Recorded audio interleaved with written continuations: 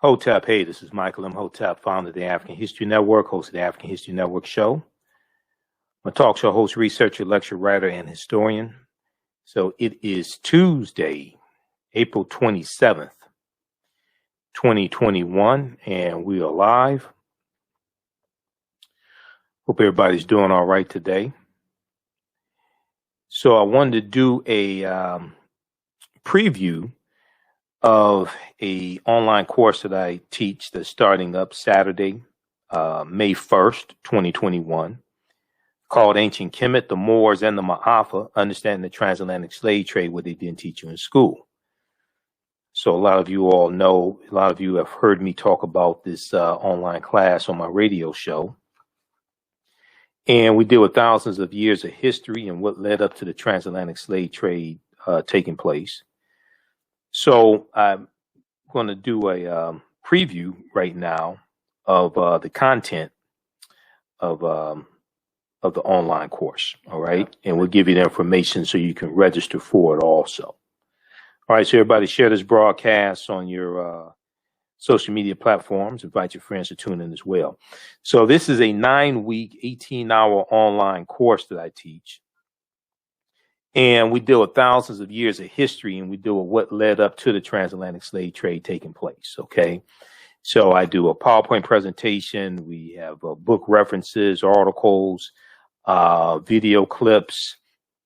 And this time around, is going to meet on Saturdays, starting May 1st, 2021, 12 noon to 2 p.m. Eastern Standard Time. Okay. Ancient Kemet, the Moors, and the Maafa, Understanding the Transatlantic Slave Trade, what they didn't teach you in school. So this is a preview of this online course. So I want to bring up the PowerPoint presentation here. And I just finished teaching the class. We did it on Tuesdays, and it started in February for African American History Month. Okay. And this one here that starts up Saturday, May 1st. This is going to be revised. We're going to have some additional information in this class. Okay. All right. So this is a preview of Ancient Kemet, the Moors, and the Maafa, Understanding the Transatlantic Slave Trade, what they didn't teach you in school. And this class started as a 4-hour lecture, 4.5-hour lecture I did back in 2014. And it has evolved into a online class. All right. If you visit our website, AfricanHistoryNetwork.com, AfricanHistoryNetwork.com, you'll see the flyer here. And you can register there for the online course also. All right, let's continue. So here's some things that we deal with in the class. Now, this is a really important time, I think, to have this discussion and do this online class. And around February of each year, you'll oftentimes hear about what I call Black History Month lessons gone wrong, or slave lessons gone wrong, things like this, right? And oftentimes when you have things like mock slave reenactments in class, all these different types of exercises and teaching lessons that they'll have in different schools, it can be traumatizing for students, okay? There's an article from USA Today that came out March 2nd, 2021, from USA Today. And it's called Mock Slave Auctions, Racist Lessons, How U.S. History Class Often Traumatizes, Dehumanizes Black Students. Okay, we're going to take a look at this quickly because this ties into why the online class is so important. And this ties into oftentimes misinformation that we get in school, or that our children get in school as well, dealing with our history. Okay. So this is from March 2nd, 2021, Mock Slave Auctions, racist lessons, how U.S. history class often traumatizes, dehumanizes students. We're just going to look at this briefly here. So it starts out talking about in a Mississippi middle school, an official at a Mississippi middle school apologized after eighth graders were asked to pretend they were enslaved people, including writing letters discussing their journey to America and the family they work with. Okay. During Black History Month in Florida, a high school teacher in Florida was suspended with pay after allegedly telling students slaves were not whipped by white people, and that the N-word, which is a racist slur, just means ignorant. Then you had this incident in Tennessee in February 2020, where you had a teacher in the fourth grade. The teacher was teaching fourth grade students, and they used the Willie Lynch letter 1712, and Willie Lynch never historically existed. They used the Willie Lynch letter 1712 to teach about keeping black slaves under control. The Willie Lynch letter has been proven to be a fraud. Willie Lynch never historically existed. This article deals with all these different crazy incidents. And I have numerous articles over the past few years to talk about things like this. And one of the things this article deals with is a study from the Southern Poverty Law Center called Teaching Hard History, American Slavery. Teaching Hard History, American Slavery. And I use this study. This is one of the sources that I use in the online course that I teach. Teaching Hard History, American Slavery from the Southern Poverty Law Center. We'll talk about that a little bit in just a minute. But what this article, one of the things it says is such careless assignments and lessons can traumatize students, experts said. And they are just one example of how teachers in the U.S. have long struggled and failed to teach the complex history of slavery. How teachers in the U.S. have long struggled to teach the complex history of slavery. All right. Now, Kefferlin Brown, who's a professor of cultural studies and education at the University of Texas, Austin, and Kefferlin Brown is also talked about in the online course. In the study from the Southern Poverty Law Center. She said, unfortunately, slavery is addressed often in ways that are either marginalizing or it's the only way that Black people are brought into the curriculum. It's either marginalizing or the only way Black people are brought into the curriculum. Okay. All right. So read the rest of this article here. They talk about some examples of African-American students being traumatized by slave lessons gone wrong, Black History Month lessons gone wrong. So I want to go back to the slide. How's everybody doing? Everybody share this broadcast on your social media platforms. And we'll post a link again so you can register for the online course. I want to go back to the PowerPoint presentation again. So at the very same time, we have a number of different things taking place.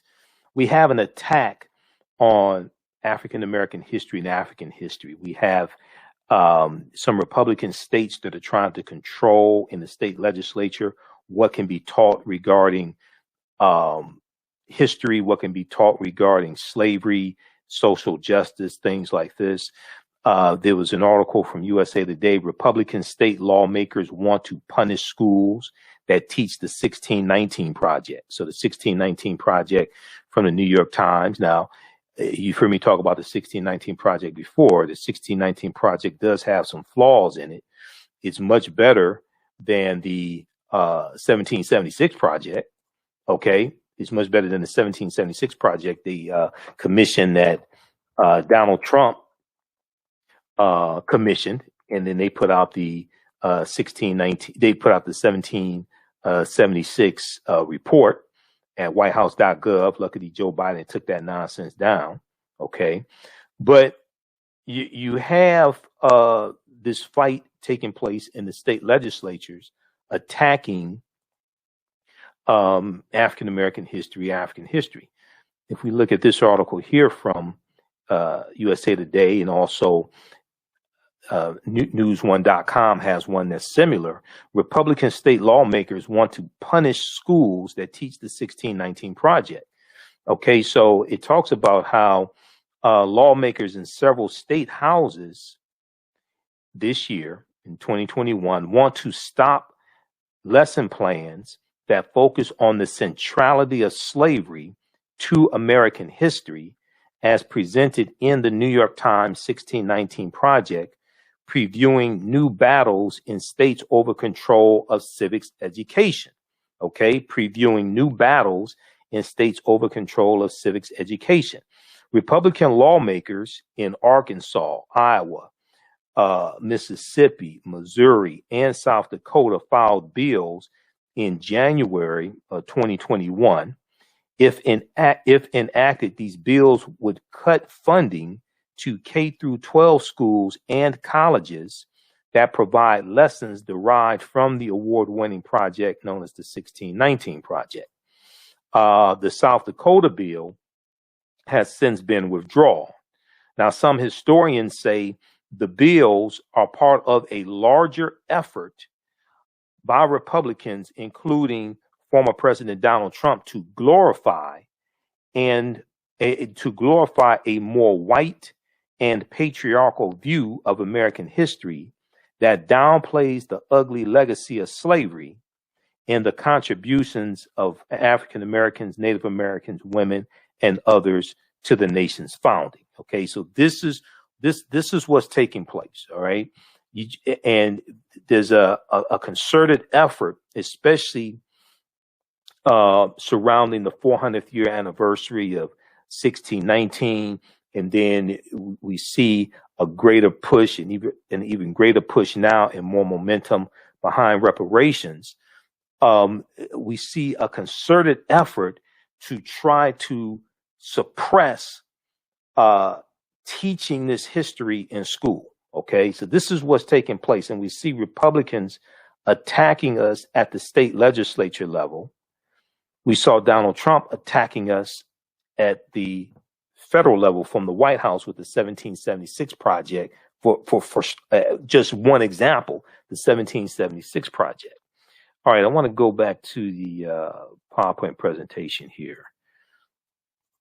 Okay, so here's the cover of the study I was talking about, Teaching Hard History, American Slavery, Teaching Hard History, American Slavery from the Southern Poverty Law Center. And I found out about this study. There was an article from theatlantic.com. Okay, this is from, I think it was 2018 or 2019, but it's called What Kids Are Really Learning About Slavery. What Kids Are Really Learning About Slavery. A new report finds that the topic is often sentimentalized, it's often mistaught, and often sentimentalized, and students are alarmingly misinformed as a result. Students are alarmingly misinformed as a result. Okay. Now, the reason why this type of information is so important is because the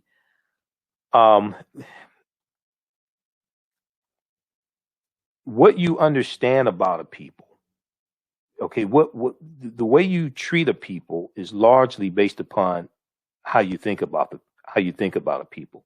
How you think about a people is largely based upon what you've been taught about the people. What you've been taught about a group of people is largely based upon what you've read, seen, and heard about the people.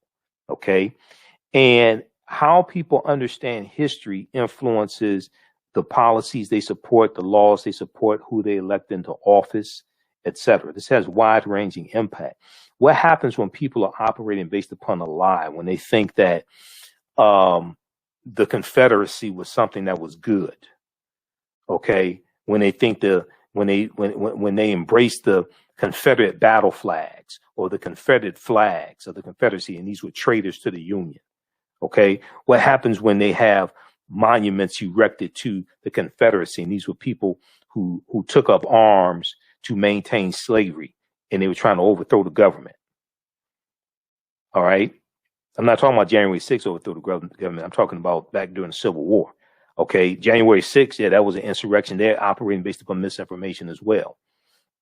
So if we look at this here, now this statue is a statue that was erected in 1876. It's called the Lincoln Emancipation Statue. It was paid for by former enslaved Africans, and it was erected in Washington, D.C. in 1876. And the statue has been criticized for representing the history of slavery from a paternalistic perspective. But very quickly here, if we look at some information that is in the study. So the study was they did two main things. They did an online survey of 1,000 high school seniors, to find out what they knew about slavery and the history of slavery. Okay. And then they also did a survey of about 1,700 social studies teachers as well. But a new report released by the Southern Poverty Law Center, Southern Poverty Law Center's Teaching Tolerance Project, points to the widespread failure to accurately teach the hard and nuanced history of American slavery and enslaved people. Okay.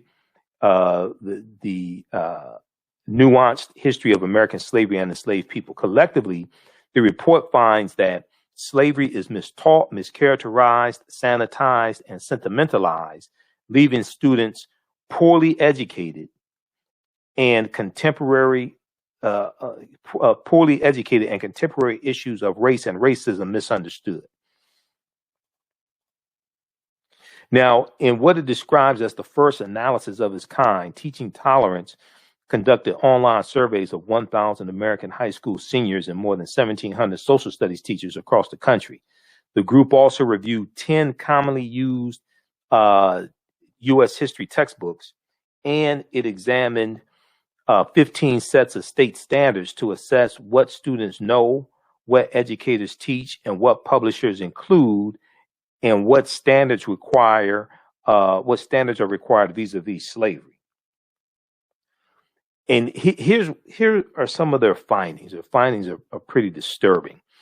Among 12th graders, they found that only 8% of 12th graders surveyed could identify slavery as the central cause of the Civil War being fought. Only 8% of 12th graders surveyed could identify slavery as the central cause of the Civil War being fought. Okay. Now, fewer than 1/3 or 32% correctly named the 13th Amendment, 13th Amendment of 1865 as the formal end to U.S. slavery, with a slightly higher share of 35% choosing the Emancipation Proclamation. So the Emancipation Proclamation of January 1st, 1863, but the Emancipation Proclamation did not free the slaves, did not free the enslaved Africans. It's going to be the 13th Amendment of 1865 that's going to free the slaves. So when you go through and look at this study, you start to realize just how little high school seniors know about the history of slavery.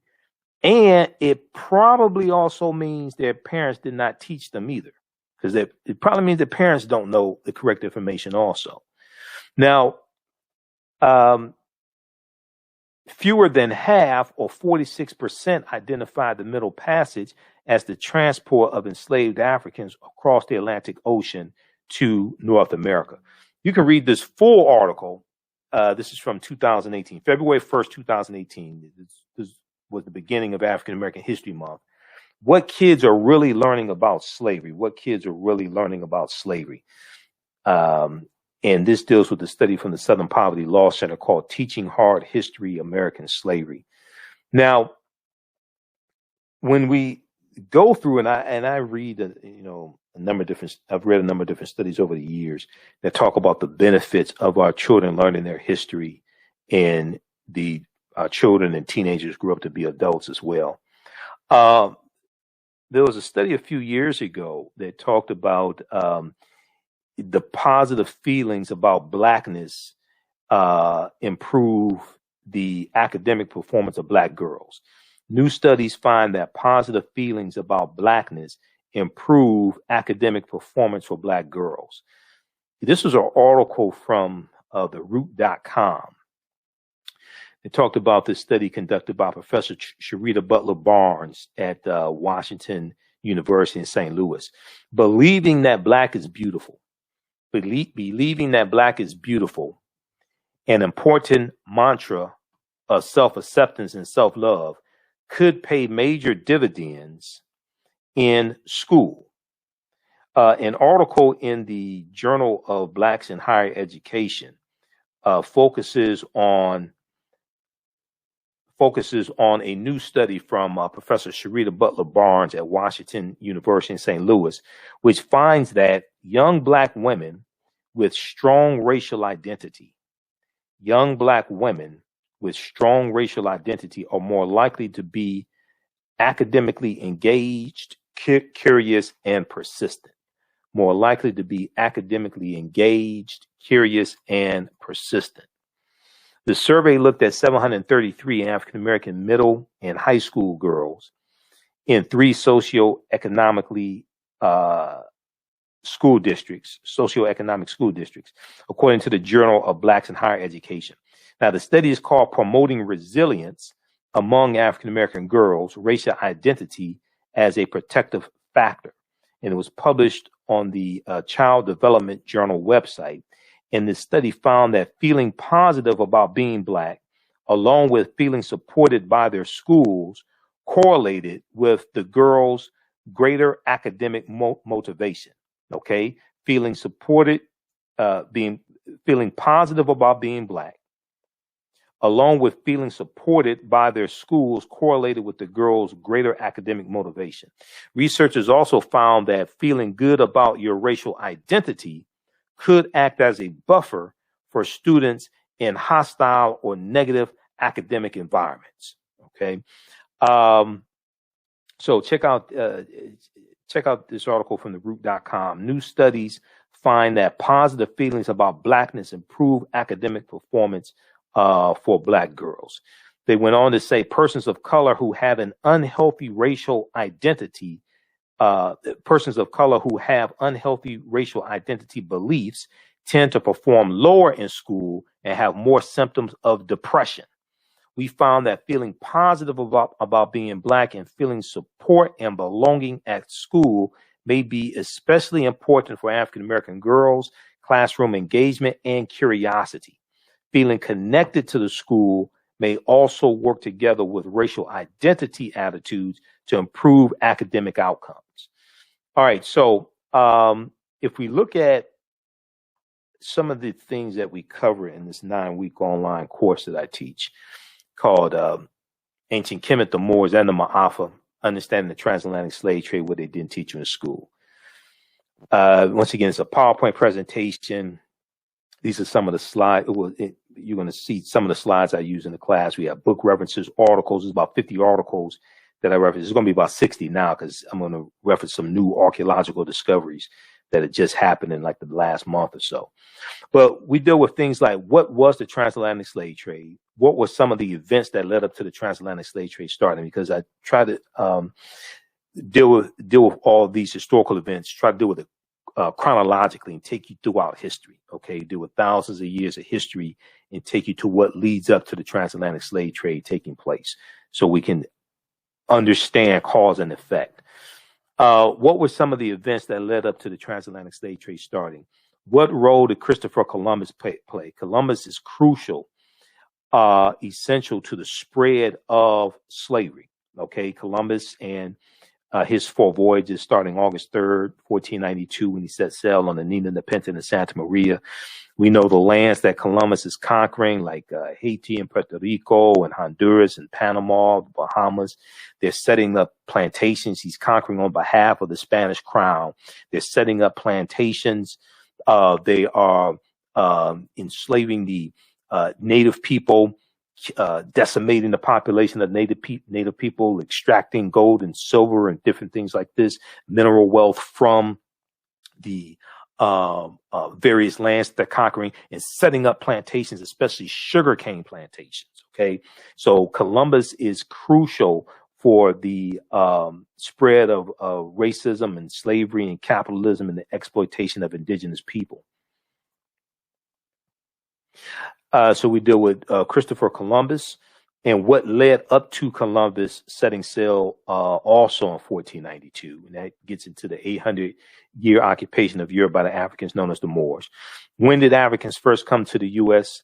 As slaves? Okay, as enslaved Africans. Did Africans sell themselves into slavery? When were African people in America before the transatlantic slave trade? Which is extremely important. And one of the problems is that oftentimes when we deal with this history, we start like, sometimes people think they're starting at the beginning. They'll start in like the mid 15th century. And they'll start like at what they think is the beginning of the transatlantic slave trade. So they'll start in 1441 with the Portuguese going into what today is Mauritania.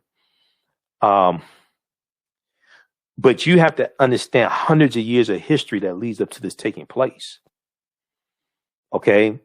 And the Europeans were dealing with the African Moors and fighting against the Moors for hundreds of years leading up to 1441. They didn't just, that the mid 15th century was not when Europeans first came in contact with African people.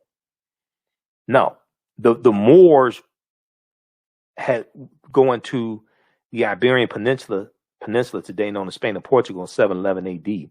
They're taking teachings from ancient Kemet, ancient Egypt into Europe. These teachings are going to bring the Europeans out of the Dark Ages, and it's going to save Europe. And it's going to save Europe to our detriment. Because everything that we taught the Europeans came back to kick us in the behind. And one of the sources I use in the class is the book by Dr. David Imhotep, The First Americans Were Africans, Documented Evidence. He's a friend of mine. I've interviewed him a number of times. The First Americans Were Africans, Documented Evidence. Because what a lot of people don't know, and this is one of the problems with the whole 1619 story, when people think that African people first came to this land, August 20th, 1619, even though August 20th, 1619 did happen. And we just talked about that on a show a couple of days ago. Even though 1619 did happen, and it's important to understand that history, African people were in this land we call the United States of America going back tens of thousands of years ago. Okay, these were the Khoisan, and the Khoisan come from Southern Africa and have the oldest DNA on the planet. They're the ancestors to the Ainu and the Twa. They go all around the world, and they come to this land. Okay, we did not first come here conquered by Europeans, shackled in chains. And this is one of the problems with the way the history is taught. We teach our children that we first came to this land conquered by Europeans and shackled in chains. Even though the transatlantic slave trade did happen, I'm not saying it did not happen. I'm saying we have to understand like 50,000 years before it happened and understand that history. Okay, so we deal with the 800-year occupation of Europe by the Africans known as the Moors, shocking archaeological discoveries that are causing experts to rethink everything. And, you know, these archaeological discoveries are taking place like every week, every other week. If you read National Geographic, Washington Post, New York Times, they all have articles dealing with all these shocking archaeological discoveries. We look at, there was a lost city a lost city in Egypt that was just discovered that dates back about 3,000 years ago. Okay, the lost city of Egypt. And we talked about that on my radio show. It's actually this article right here from NBC News talks about it. You can find some of these articles in like mainstream media sources. They'll talk about these archaeological discoveries. If we look at this, we flip over here and look at this article right quick. Inside Egypt's 3,000 years old lost golden city. Inside Egypt's 3,000-year-old lost golden city. This article is from April 10th, 2021. A lost golden city in Egypt, dating back 3,400 years, has been revealed in what is being called the most important discovery in the country since the tomb of King Tutankhamun in 1922. The city buried under sands near the modern city of Luxor for 3 millennia was uncovered in September 2020 by a team led by Egyptian archaeologist Zahi Hawass and was revealed to the world Thursday. Okay. Quote, this is amazing because actually we know a lot about tombs and afterlife, but now we discover a large city to tell us for the first time about the life of the people during the Golden Age. So these archaeological discoveries are taking place all the time, and what's happening is when you read about these discoveries, they tell you oftentimes this is causing us to have to rethink everything. They have to keep pushing the timelines back. Okay. Juvenile had a song back in like 1998, 99, back that thing up. When these archaeological discoveries take place, they keep having to back the timelines up. They keep having to back that thing up because when you read the articles, they'll tell you that, look, this is causing us to rethink everything. And this is causing us to realize that all this stuff is much older than we thought. So we'll deal with shocking archaeological discoveries that are causing experts to rethink everything. Insurance companies that took out insurance policies on not just slave ships, okay, but also enslaved Africans on the plantations as well. Okay, they took out insurance policies on enslaved Africans on the plantations also. We'll deal with Freemasonry, America, and the founding fathers. All right, because the foundation of Freemasonry are the teachings coming out of ancient Kemet, ancient Egypt, like the lodges out of ancient Kemet. All right, and this is going to form the foundation of the teachings of Freemasonry. We deal with the origins of the term America, Africa, and others as well. The problem with slave movies, while we've been bombarded, especially a few years ago, may not be as much in like 2020, 2021, but especially a few years ago, there's a proliferation of slave movies, movies dealing with slavery. We deal with Osar, Osset, and Heru, or who the Greeks called Osiris, Isis, and Horus, and the origins of the Immaculate Conception story. Okay. One of my teachers, Professor Kaba Hiawatha Kamene, says to understand the existence of something, you must first understand the pre-existence of existence. So when we deal with the Helios Biblos, or the Holy Bible, and when you study the etymology of the word Helios Biblos, when you study the etymology of the word Holy Bible, it takes you back to Helios Biblos, which is Greek, which means sun book, S-U-N, the sun book. Okay. And this ties into astronomy. This ties into ancient African mythology and ancient African spiritual systems, all of this. But we're going to see the Immaculate Conception story is a story thousands of years old coming out of ancient Kemet, out of ancient Egypt. We see links to ancient Kemet in early Christianity, Freemasonry in America. We talk about the fake Willie Lynch letter of 1712 also. It's like I said, Willie Lynch never historically existed. Okay. This is Runoko Rashidi as well. I've interviewed Runoko a number of times.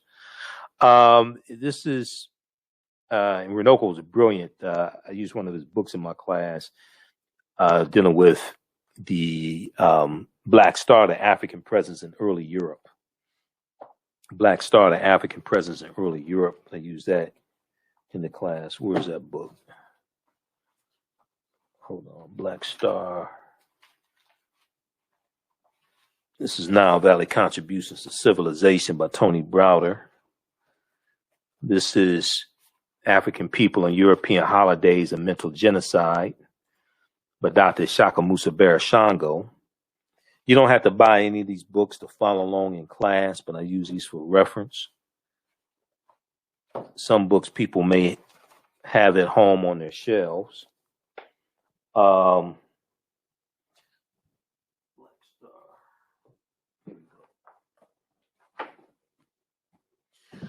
Yeah, Black Star, The African Presence in Early Europe by Runoko Rashidi.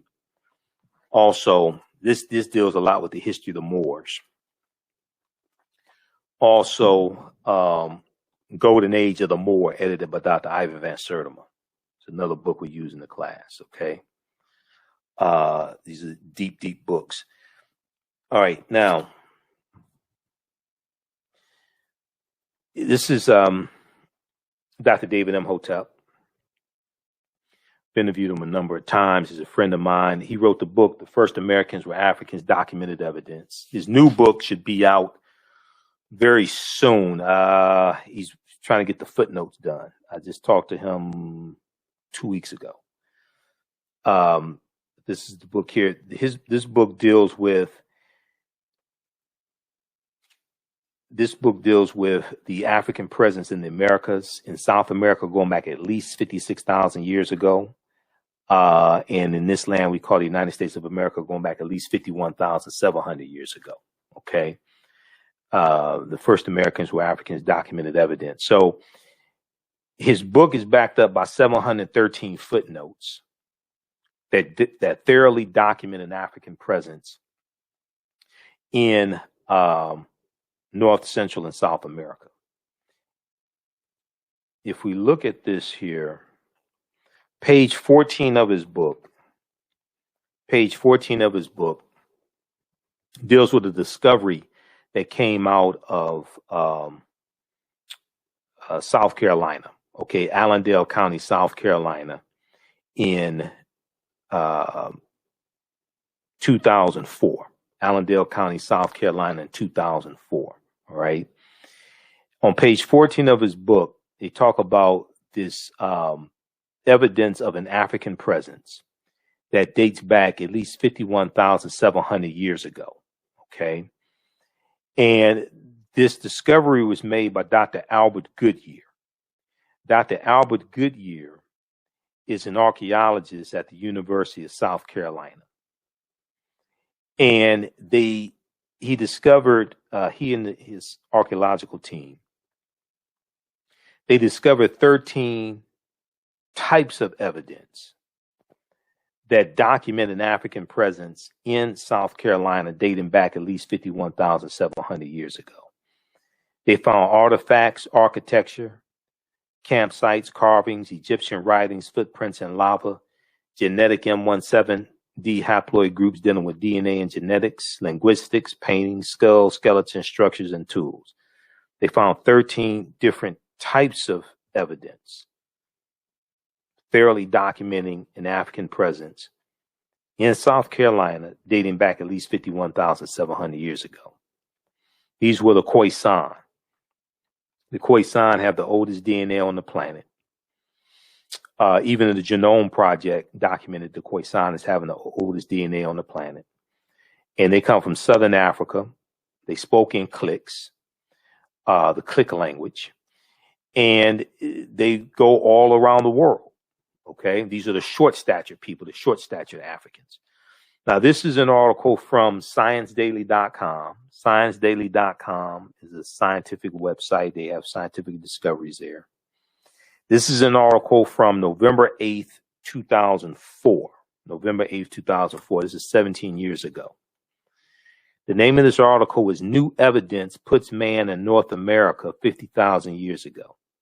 New evidence puts man in North America 50,000 years ago. Now, you can go read this article. See, you don't have to believe a word that I say. Proper documentation ends all conversation. You don't have to believe a word that I say. Okay? I give you these sources. You can research this for yourself. You don't have to believe me.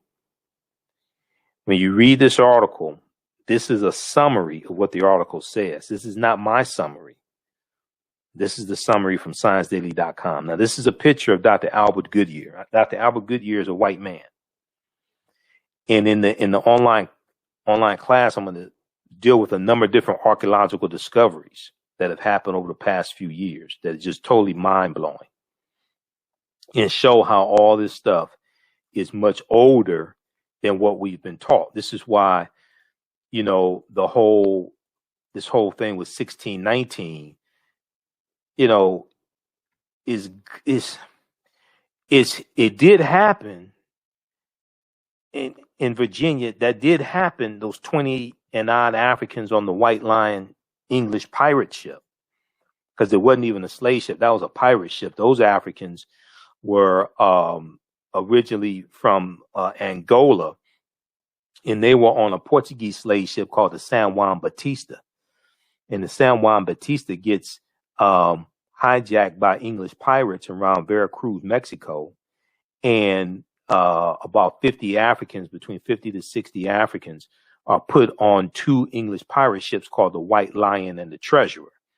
The White Lion and the Treasurer are going to come into Point Comfort in Virginia. The White Lion comes in first, and is about 20 and odd Africans on the White Lion English pirate ship that are going to be exchanged for food and water and supplies, August 20th, 1619. But there were Africans in this land tens of thousands of years before that. And the Spanish were taking Africans into the territory we call South Carolina and Georgia in 1526. That's 93 years before 1619. So this is why we have to understand the chronology and understand that this was our land stolen from us also. Okay? African people were in this land we call the United States of America even before Native Americans came into existence. So when we look at this article, it says, the summary says, radiocarbon tests of carbonized plant remains where artifacts were unearthed last May along the Savannah River in Allendale County by University of South Carolina archaeologist Dr. Albert Goodyear indicates that the sediments containing these artifacts are at least 50,000 years old, meaning that humans inhabited North America long before the last ice age. Okay. Well, who were these humans? 50,000 years ago, that's before Native Americans come into existence.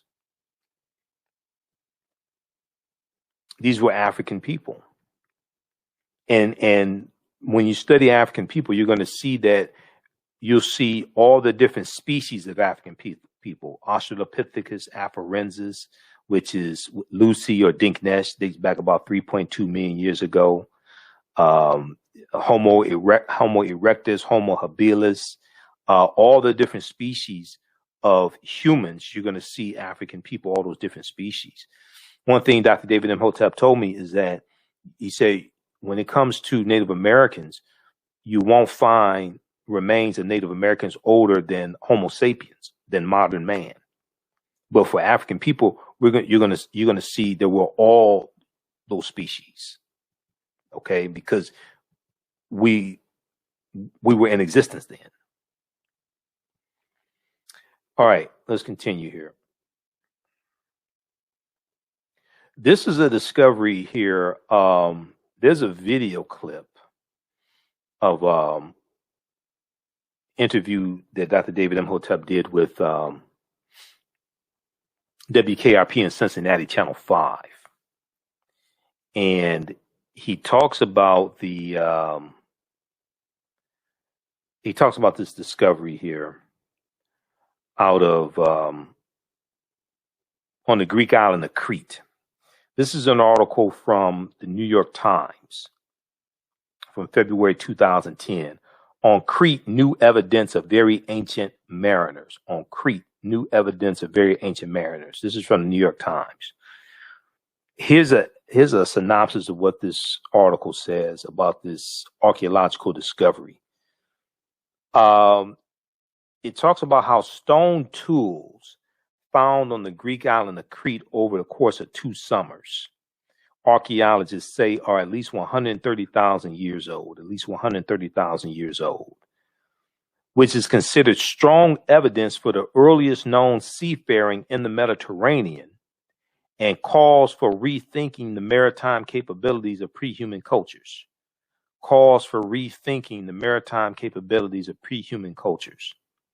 Now, Crete has been an island for more than 5 million years, meaning that tool makers must have arrived by boat. So this seems to push the history of Mediterranean voyaging back more than 100,000 years, specialists in Stone Age archaeology say. So they're saying, wait a second, we thought that seafaring in the Mediterranean only dated back about 12,000 years or so. Okay, so this seems, but this discovery seems to push back seafaring in the Mediterranean 100,000 years ago. Previous artifact discoveries has shown people reaching Cyprus, a few other Greek islands, and possibly Sardinia no earlier than 10,000, 12,000 years ago. They're saying, wait a second, we had to back that thing up. They're saying, hold on. People were involved in seafaring 100,000 years ago. We're going to have to push the timelines back. We're going to have to rethink this whole thing. Crete has been an island for more than 5 million years.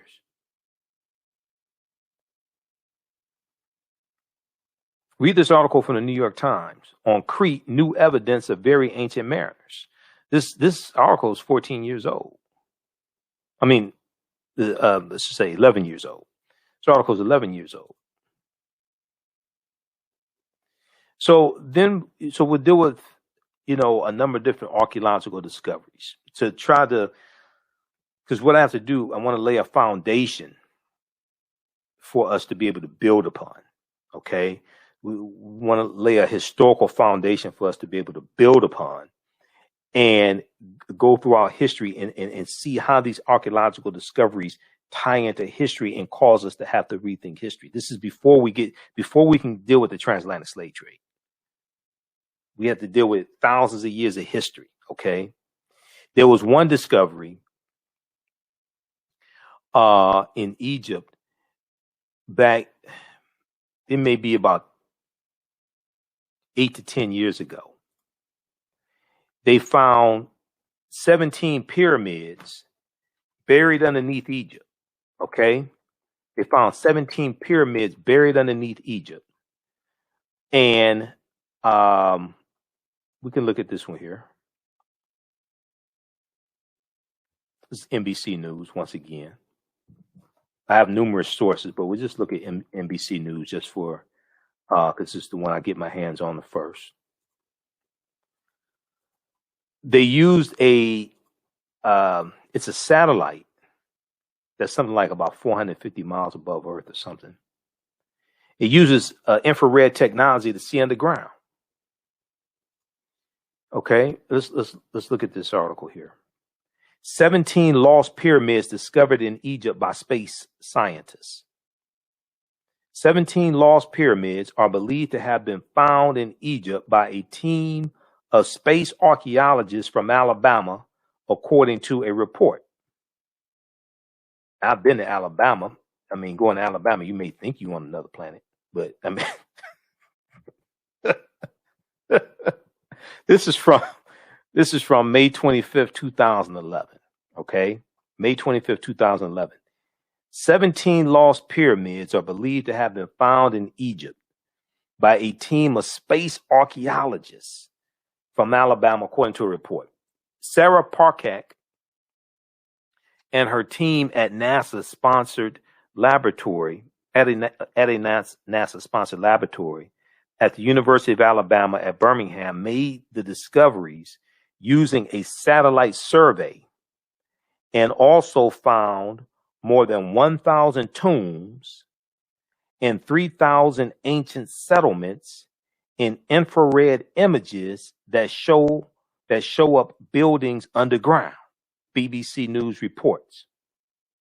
The BBC said that 2 of the suspected pyramids have been confirmed by initial excavations. Now, I remember I talked about this on my show when this discovery was made. This is 2011. This is 10 years ago. Okay. But what happens is it's a satellite that uses infrared technology to see underground. Okay. The BBC made a documentary about Sarah Parkak's work called Egypt's Lost Cities. Okay. And that aired like late May 2011. Okay, so they talk about Akhenaten, Zahi Hawass. But looking when you look at this, what happens is they use infrared. It's a satellite that uses infrared technology to see underground. And because I read other articles dealing with this discovery, and they found 17 pyramids buried underneath Egypt. Okay, so you have civilizations on top of civilizations. But they found 17 pyramids buried underneath Egypt as well as some other things. So this is just an example. You can research that. All right, let's go back to the slideshow for just a second here. So these are some of the topics that we deal with in the online course: Ancient Kemet, the Moors, and the Maafa. Understanding the transatlantic slave trade, what they didn't teach you in school. Okay, this is a 9-week online course. We deal with thousands of years of history and what led up to the transatlantic slave trade taking place. Class starts Saturday, May 1st, 2021, 12 noon to 2 p.m. Eastern Standard Time, 12 noon to 2 p.m. Eastern Standard Time. We're going to post a link here. You can register for the online course. It's 9 weeks. You can watch from around the world. We do the class live. All the sessions are recorded. You can go back and watch them over and over again. As soon as you register, you can start watching the content from the class that just ended. Okay, I just finished doing a 10-week class, so you can watch that content. And the class is regularly $130. Is on sale $80. We do a PowerPoint presentation, have book references, articles, everything.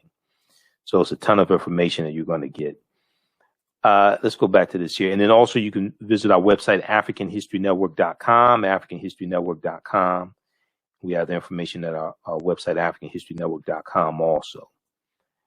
Okay.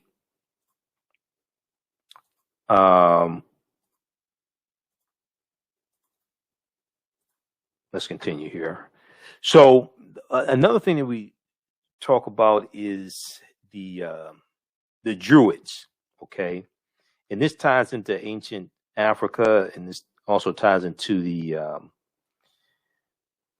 St. Patrick, the British slave named Patrick, St. Patrick, and St. Patrick's Day, March 17th.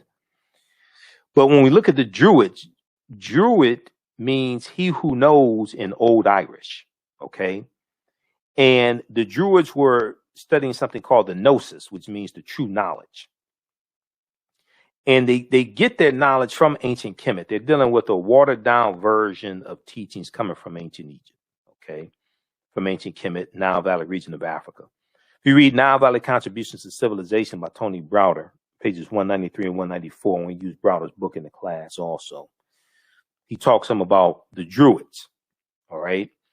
And Pope Celestine I in 432 AD sends a British slave named Patrick into Ireland to convert the Irish to Christianity. Okay. Now, at this point in time, at 432 AD, 5th century AD, the Catholic Church does not exist. You have the Eastern Orthodox Church at this point in time. Catholic Church does not exist. Catholic Church is going to come into existence in mid 11th century AD. So I know people talk about the First Council of Nicaea, 325 AD. They talk about the Catholic Church. Catholic Church doesn't exist in 325 AD. You're dealing with the Eastern Orthodox Church. Okay. That's why you want to really deal with the timelines and understand this chronology of history. But the Druids are dealing with a watered down version of teachings coming from ancient Kemet that are in conflict with Christianity. And Pope Celestine I is sending Patrick in to Ireland to convert the Irish to Christianity.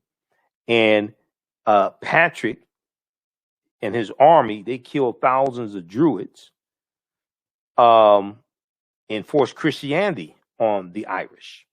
Okay. He's also credited with introducing the Latin alphabet into Ireland as well. Now, Christianity was already in Ireland because it was another person, was a bishop, I think, who went into Ireland like a year before. But he gets credited with converting a lot of the Irish to Christianity. Okay. And then the term frigatriskaidekaphobia, that deals with a fear of Friday the 13th. Frigatriskaidekaphobia. And Frigga or Freya or Freya was the wife of Odin in Nordic mythology, and Odin was the father of Thor. So when you study the origins of the days of the week, the names of the days of the week, a lot of that ties into Scandinavian mythology.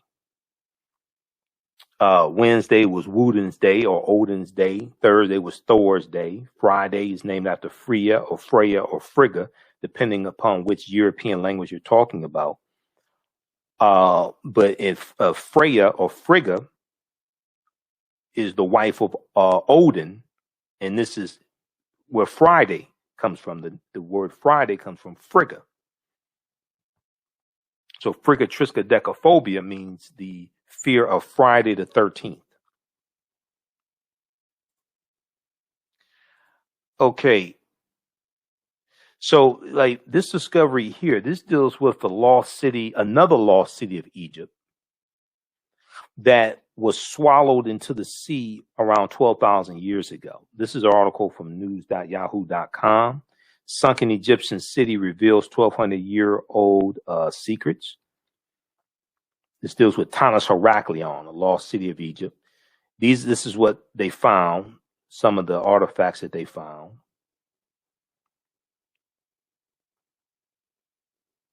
This deals with the 3,000-year-old lost city of Egypt that was just discovered, lost golden city. Okay, this article is from face-to-faceafrica.com, April 9th, 2021. A look at the 3,000-year-old lost golden city that has just been discovered in Egypt. Okay, so we'll deal with archaeological discoveries. And then we'll look at, when we talk about the transatlantic slave trade, there are four main things that I talk about. We look at the human capital taken out of Africa, but it was more than just human capital that was taken out of Africa. There was also the Africans had intellectual capital. Okay, we were physicians, we were doctors, we were lawyers, we were teachers, we were working with agriculture, we were working with animals. We're blacksmiths, we're working in the skilled trades. We have all different types of skill sets. We're engineers. And this intellectual capital is going to create a massive brain drain on Africa as well. And is going to benefit the quote unquote new world that they're being taken to. We talk about the natural resources, mineral wealth extracted out of Africa, and also the technology taken out of Africa as well. The ways of doing things, the technology taken out of Africa also. This is Dr. John Henrik Clarke. Dr. John Henrik Clarke said all history is a current event. Everything that's ever happened continues to happen in some shape, form, or fashion. Dr. Wade Nobles, psychologist, he said, power is the ability to define and shape reality and have other people accept your definition of reality as if it were their own. Power coming from the Latin word potere, meaning to be able. And when we deal with this history, it's important to understand what African people lost or what has been greatly suppressed. It's not just the history, it's African culture. Okay, culture deals with your traditions, your spiritual systems, your art, your music, your dance, your folklore, mythology, cosmology. Cosmology deals with understanding the universe as an orderly system, which comes out of a cultural paradigm. It deals with your language, your educational system. It deals with your cosmology, your cosmogony. You have cosmology and cosmogony. Cosmogony deals with understanding the universe, understanding the origins of the universe from your cultural paradigm also.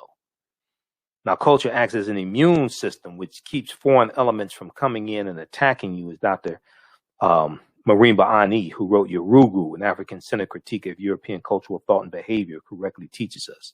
Culture is the glue or cohesiveness that binds a people together and tells them the only way that they will survive is through self-reliance and working together. And this is why the number one employer of every ethnic group in America are their own people, except for African Americans. Now, this doesn't mean that they don't have government help. They all have help from the government. Okay, politics is the legal distribution of scarce wealth, power, and resources, and the writing of laws, statutes, ordinances, amendments, and treaties, their adoption, interpretation, and enforcement. They all have some type of help from the government. All right, but they use their history and culture to fight for scarce wealth, power, and resources. And the people's history and culture and their language, this helps bind them together. Okay, this helps draw them together. So we've largely been stripped of all of that because of the enslavement process. All right, let's continue. So we'll talk about, we deal with the 800-year occupation of Europe by the Africans known as the Moors, and talk about the Moors losing control of their last stronghold, Granada in Spain, January 2nd, 1492. And this right here is like really, really critical. When we look at Egypt of the West, and we deal with Freemasonry, and we deal with these teachings coming to this land that we call the United States of America. Okay, I'm not talking about tens of thousands of years ago, but we're talking in the 1600s. So when we look at the Washington Monument is an ancient African symbol called a tekken, an ancient African symbol called a tekken. And we see the tekken in ancient Kemet, and there's still a few there today in Egypt. There's about 12 of them or so in Egypt. But it was a symbol of resurrection coming from the story of Asar, Set, and Heru. Okay, who the Greeks called Osiris, Isis, and Horus. All right, how's everybody doing? How you all like this type of information? When we look at Freemasonry, okay, and I reference Egypt on the Potomac by Tony Browder. That's another book that we use in the class. Egypt on the Potomac by Tony Browder. And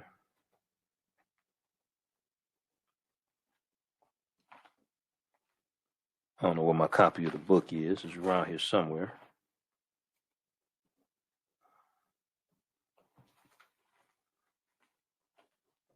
I'm seeing every other book right now. Hold on, where's Egypt on the Potomac? I've got it here. Got now about the contributions to civilization. Oh, here it is right here. Egypt on the Potomac. You got How Europe Underdeveloped Africa by Walter Rodney. Crucial book. Okay, we don't talk about this one in the class. I don't think we're going to talk about this one in the class this time around. There's so much information already to cover. But Egypt on the Potomac by Tony Browder. Okay. So if we look at Freemasonry and we look at pages 18 and 32, the word Mason is derived from the Latin words mass and sun. The Latin words mass and sun. Mason means child of light and expresses the desire to pursue light, which is a metaphor for the sun. Okay. Which symbolizes knowledge. Okay. So throughout history, light was a metaphor for knowledge, okay, and darkness was a metaphor for ignorance, right? Now, the term child of light or sons and daughters of light was first used to identify students who had identified 42 years of study in the temples of ancient Kemet. Many Masonic temples were modeled after the temples of ancient Kemet, places where light or knowledge was imparted in a series of steps or degrees. So when you go to a institution of higher learning or a liberal arts college and you get your credentials in a series of degrees, okay? Bachelor's degree, associate's degree, bachelor's degree, master's degree, PhD, etc. Okay, this is where this concept comes from. Then when you read, and I just saw the book, okay, by George G.M. Stolen Legacy by George G.M. James, he talks about the seven liberal arts. And he talks about the trivium and the quadrivium, okay? And he talks about the rhetoric and the logic and things like this, the seven liberal arts. All this goes back to the Nile Valley region of Africa. This is where all this comes from. So 50 of the 56 signers of the Declaration of Independence were Freemasons. 13 of the 39 signers of the U.S. Constitution were Freemasons. 4 of the first 5 presidents were Freemasons as well. You read page 18 of Egypt on the Potomac. Browder breaks this down. But they're dealing with a watered-down version, once again, of teachings coming from ancient Kemet. But what happens is the Moors are taking these teachings into Europe. And you're going to have a group that's going to be known as the Knights Templar that are going to be formed in 1118 AD during the Second Crusades. 1118 AD, the Knights Templar. The Knights Templar are studying the teachings from the Moors, these Africans. They're studying these teachings because when the Moors go into Europe, 85, 90% of Europeans are illiterate. And these teachings are going to bring Europe out of the Dark Ages. The next stage that Europe is going to go into the early 1500s is called the Renaissance era. The Renaissance era. And the Renaissance era means it deals with the era of enlightenment. Light. L-I-G-H-T. Enlightenment. They're coming out of the Dark Ages. Darkness meaning ignorance. And they're going into the Renaissance age of enlightenment. Light meaning knowledge.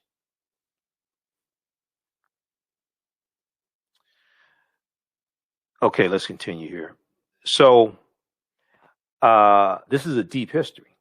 So we take you through this history, deal with this chronologically, leading up to the transatlantic slave trade. So here's a famous statue of, now what I say may go outside the circumference of some people's awareness. Just because you never heard it before, disagree with it, or don't like it does not mean it's not true. It just means you have to do some research to understand what I'm talking about. Okay. So here is the first holy trinity of Asar, Set, and Heru, who the Greeks called Osiris, Isis, and Horus. Even when you look at Notre Dame, a few years ago when the Notre Dame Cathedral caught fire, they were talking about some of the history of Notre Dame, and Browder talks about this in Nile Valley Contributions to Civilization. Okay. But if you research Notre Dame Cathedral,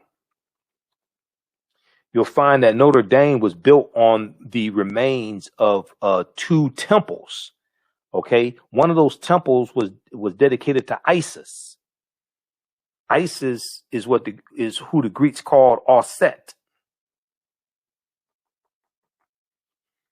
So you're going to see this mythology, and you're going to see this history hitting different cultures, different groups of people, different cultures, and influencing different groups of people. So one of the things I like to talk about is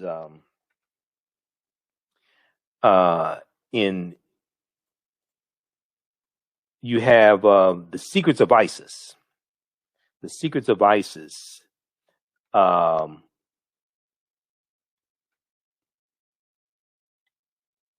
You have the live action show came on Saturday morning called The Secrets of Isis. And The Secrets of Isis was the superhero Isis from DC Comics. And when you watch the show, and I saw it a few years ago on Hulu, when you watch the show, it talked about how Isis got her powers from ancient Egypt. And they talk about the daughters of Hathor and all this stuff. You watch the beginning of it, man. They talk about all this ancient Egyptian stuff in the TV show.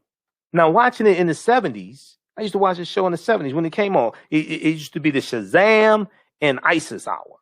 The Shazam and Isis hour on Saturday mornings, CBS, 11 a.m. Eastern Standard Time. The Shazam and Isis hour. I still have comic books from like the 70s that in the comic books they would advertise all these shows for Saturday morning. This before we didn't have the comedy. We didn't have like the cartoon channel, all that stuff. We didn't have that. Okay, so Saturday morning, that's when all the cartoons came on. Okay, and all the new the Super Friends, and all the cartoons that we watched back then, Mighty Mouse or whatever the hell it was, right? So the Shazam and Isis hour was a live action show. And they had this white woman who was Isis, and she had all these superpowers. But at the time, we didn't know that she was a copy of an African woman out of ancient Kemetic mythology. This is where they were getting it from. And we're sitting there mesmerized, and you got this, attractive white woman doing all this supernatural stuff, and they were getting it from our culture. So from the statue that you see here, this is all set with the baby Heru. Okay, and Heru was born of a virgin birth on December 25th to the virgin Auset. And from the story of Asar, Auset, and Heru, you get the Black Madonna and Child, which Europeans are worshiping for hundreds of years throughout Europe.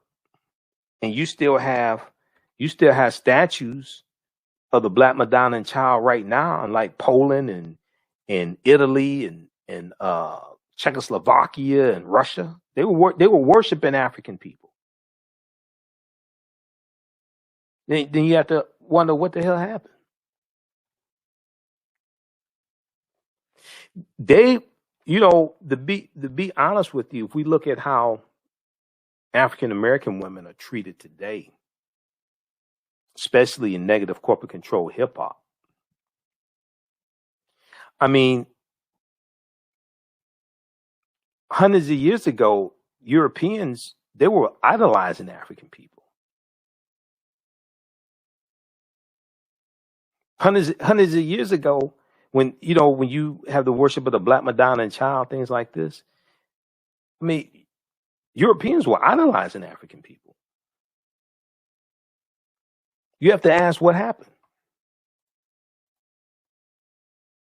Then you get the decolorized version, okay? Because see, as Europeans are coming out of the Dark Ages, and as you have a rise in European powers and they're conquering people's land, and you have a rise in European powers, then you have a rise in the European phenotype. As you go into the early 1500s, things like this, you have a rise in the European phenotype, and what's going to take place is a lot of these different traditional figures and mythological characters, etc. A lot of these are going to be reinterpreted as European figures. So Hercules was African. Hercules gets reinterpreted as European. You had the Black Madonna and Child. Okay. And this gets reinterpreted as European. You have Michelangelo painting the Sistine Chapel, okay, in the early 1500s, and he uses his relatives as the model for Adam and Eve, okay, and he depicts God as being a European. Okay, so what happens is you have a rise in the European powers coming out of the Dark Ages. You're going to have a rise in the European phenotype.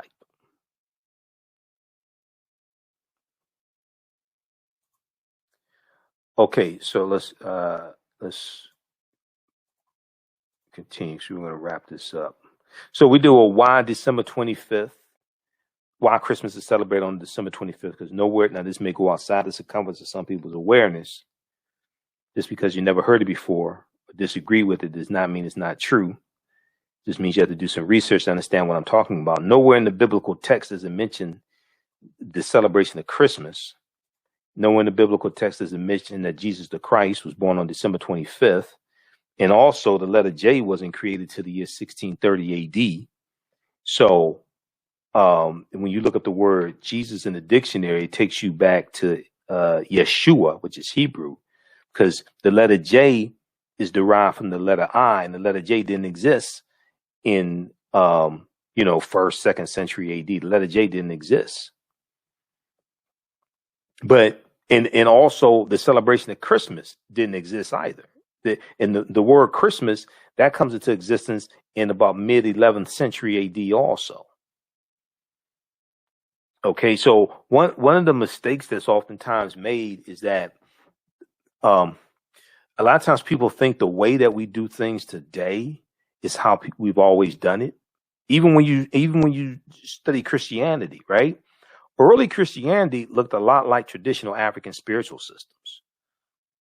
Early Christianity is different. It was a lot different than the way people celebrate Christianity today, because the way people celebrate Christianity today, a lot of that is shaped by those 21 ecumenical councils held between 325 AD to 1870. The first Council of Nicaea, Council of Chalcedon, Council of Constantinople, Council of Ephesus, things like this. And they're going to shape what people believe, how they practice Christianity. They're going to shape what's the books taken out of the Bible, the books left in the Bible. Okay, so that's going to evolve over a course of hundreds of years.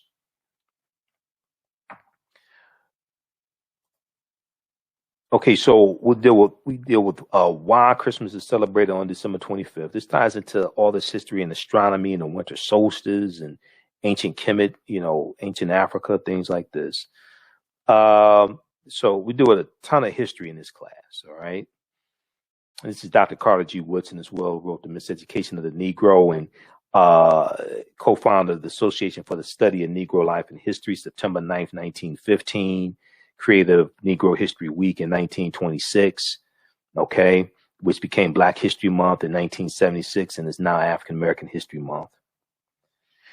All right, so this is just a brief overview of the 9-week, 18-hour online course that I teach called Ancient Kemet, the Moors, and the Maafa, Understanding the Transatlantic Slave Trade, what they didn't teach you in school. Okay.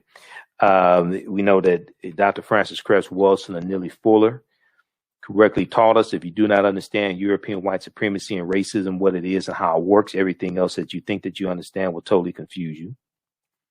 Everything else that you think that you understand will totally confuse you.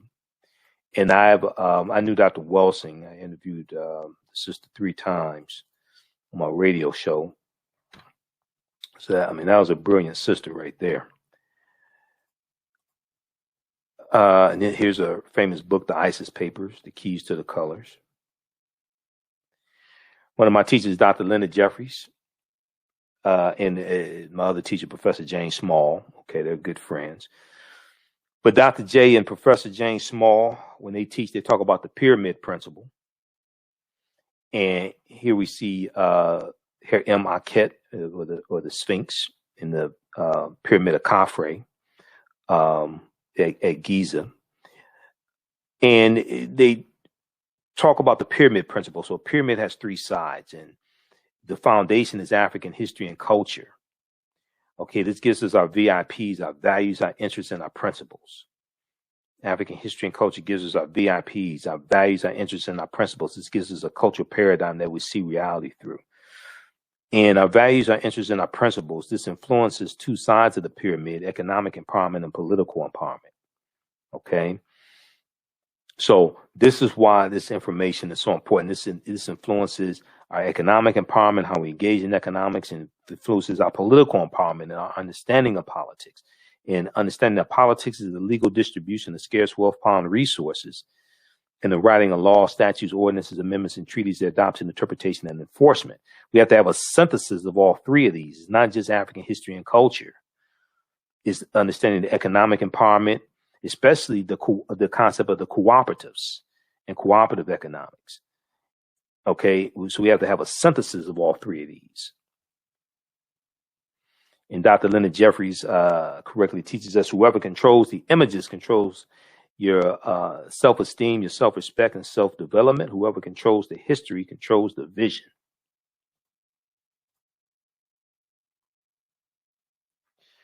All right, so that is that's just a brief overview of some of the information that we cover in the online course that I teach called Ancient Kemet, the Moors, and the Maafa, Understanding the Transatlantic Slave Trade, what they didn't teach you in school. Okay, so this is a 9-week, 18-hour online course that I teach. We do the class live. It's going to be on Saturdays. It starts May 1st, 2021, 12 noon to 2 p.m. Eastern Standard Time. Okay, 12 noon to 2 p.m. Eastern Standard Time. And we posted the link here, but when you go to our website, AfricanHistoryNetwork.com, right on the home page, it has the information for the online class. And you scroll down, it has information for my radio show. I'm on Sundays, 9 p.m. Well, I'm on Monday through Friday, 11 p.m. to midnight Eastern Standard Time, and Sundays, 9 p.m. to 11 p.m. Eastern Standard Time. On 9-10 a.m., the Superstation WFDF in Detroit. We also broadcast on our Facebook fan page, the African History Network, and my YouTube channel, Michael Imhotep. You could click here to listen to audio podcasts on my shows. Click here to read articles. This is the episode of my show from March 15, 2021, the day after the Grammys. I talked about Megan Thee Stallion and Cardi B performing WAP in negative corporate controlled hip hop. We have information for the online course here. We have a flyer here about it as well. Click on register here, takes you to the next page. Click right here to enroll. Class is regularly $130. It's on sale $80. As soon as you register, you can start watching the content. You can start, watch the class that just ended about a week or so ago. You can watch that, and then you'll be ready for class starting up Saturday, May 1st, 12 noon Eastern Standard Time. Once again, we do the classes live. You can ask questions during the class. We have a live text chat. We do the classes live, but all the sessions are recorded. So you go back and watch them over and over again. Okay. You want to, if you have an advanced cell phone, you may be able to watch the class on your cell phone, on your smartphone. Usually a computer or tablet is better. Some people have a more advanced phone. You may have an iPhone or something like that. You can watch. But the browser that works best is Google Chrome. Google Chrome is the browser that works best to view the class also. Okay, just so people know. All right, so you can register for our online course. Be sure to listen to watch my show Monday through Friday and on Sundays. And follow us on our Facebook fan page, The African History Network, The African History Network. Turn on live notifications so you know when we go live. Okay. Also, if you like this type of information, you want to support the African History Network, you can support us $ the AHN Show through Cash App, $ the AHN Show through Cash App, also through PayPal, paypal.me/the AHN Show, paypal.me/the AHN Show, or at our website, AfricanHistoryNetwork.com. And then all my DVD lectures are available at our website, digital downloads, all that's at our website, AfricanHistoryNetwork.com. Okay. All right. Well, look, hopefully you like this type of information. I'm going to get out of here. Remember, right now it's correct. Wrong behavior is not over till we win. Wakanda forever.